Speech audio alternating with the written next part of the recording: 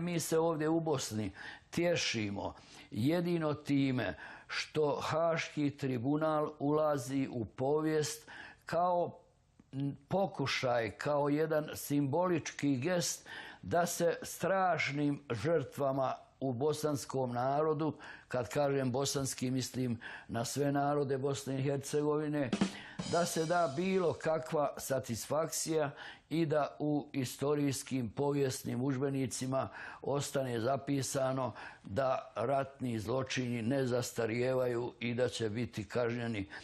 Dobro, ja bih se izuzeo odmah u startu iz ove kategorije bosanski narod koja je protuustavna. Dakle, prvo, ja nisam iz Bosne, ja sam iz Hercegovine, ja sam Hrvat iz Hercegovine, u državi koja se sada zove Bosna i Hercegovina. Gospodine Sjedan, pratite ovu raspravu. Kakva je sada atmosfera u Sarajevu nakon presude šestorici Hrvata u Hagu? Ovdje u Hrvatskoj dakle, se vodi rasprava u kojoj se između ostalog ističe da je hrvatska vojska spasila Bihać od srebreničke sudbine. Sva humanitarna, sva vojna pomoć Bosni i Hercegovini išla je prema Hrvatskoj, preko Hrvatske. Pola milijuna izbjeglica, dobrim dijelom Bošnjaka, zbrinuto je u Hrvatskoj. Kako vi danas vidite taj suživot Hrvata i Bošnjaka u Bosni i Hercegovini? Molim vas, postoje tačni pokazatelji da je sve bilo plaćeno. Izbjeglice iz Bosne i Hercegovine u Hrvatskoj, njihove troškove snosile su druge zemlje i Hrvatska je bila u tome smislu kompenzirana. Ja neću ni u kakvu polemiku da ulazim sa gospodinom Raspudićem, ali on govori u stereotipima koje mi slušamo iz obavještajnih službi. To nije jezik kojim se mi možemo razumjeti. Vi ste nazivali hrvatski jezik ustaškim. Govorili ste prije 6 godina na federalnoj televiziji par spikera Hrvata kad je počelo raditi. Nemojte me nazivali ste taj jezik ustaškim. To vam je dio bošnjačkih intelektualaca zamjerili. Vi ste sveučilišni profesor i treba da znate da ne prekidate čovjeka, nikoga. Budite pristojni barem. Dakle, to su stereotipi koji ne priliče intelektualcu vašega ranga. Nama je dovoljno da znamo da je Dejtonski sporazum ko potpisao. Ko je potpisao? Nije potpisao predsjednik Bosne i Hercegovine kao države, predsjednik predsjedništva sa pobunjenim vođama pobunjenih Hrvata i pobunjenih Srba u Bosni, nego je potpisan između tri predsjednika triju susjednih suverenih država članica Ujedinjenih nacija. U toj činjenici stoji suština onoga što i vama ne želite razumjeti i nećete nikad htjeti razumjeti. Sve što se događa u ovim emisijama i sličnim zapravo jeste rat za interpretaciju ratova 1991. i 1996. godine. U našoj bosanskoj vizuri, kad kažem bosanska, podrazumijevam i Hercegovinu,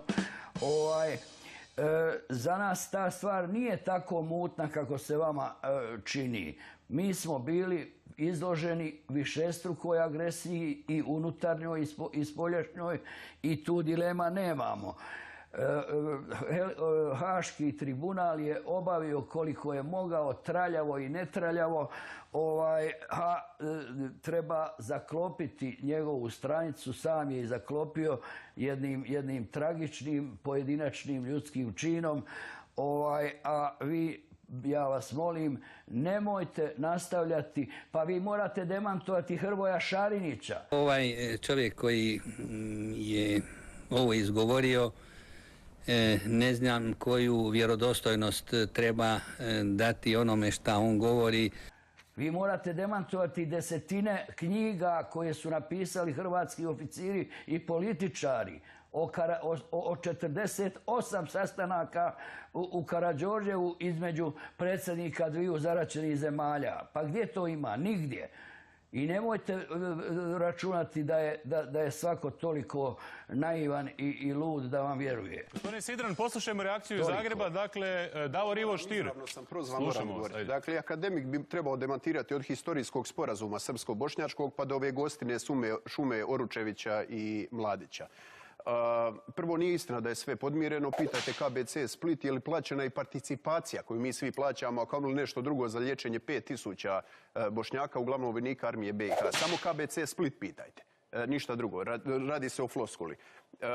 Ovo ja isto mogu reći za uvaženog akademika da on govori stereotipe koji su proizvod bošnjačkog ajda službe. Dakle, ovdje se priča kao nekakva priča Raja Šega, svi smo fino, svi smo pjesnici. Burek je samo smijesu. Od strane akademika kojeg su i bošnjački neki intelektualci kritizirali kada je prije 6 godina rekao da se govori ustaškim jezikom na federalnoj televiziji, kad je par spikera Hrvata evo počelo govoriti tjedan i tisuća. Dakle, da malo govorimo o miljeu i kontekstu. Ne ponavljajte gluposti, molim vas. Nije to glupost, to je istina, akademiče. Imali ste vi i brojne rasprave na tu temu i to je snimljeno i nije demantirano. Sljedeća stvar, nije istina da su Dejtonski sporazum potpisivali samo predsjednici kao 3 države. Recimo, znamo za onu priču kako ga Krešimir Zubak nije htio potpisati. Pa ga je potpisao Jadranko Prlić. Odakle, zašto Krešimir Zubak onda kao potpisao? Dakle, govorite neistine hrvatskoj javnosti. Ali gledajte, mi sad ovdje ulazimo u detalje... Hrvatska i Srbija su sukreatori i supotpisnici Dejtonskog sporazuma i zato je Hrvatska dužna se bila umiješati kad je Dejtonski sporazum narušen.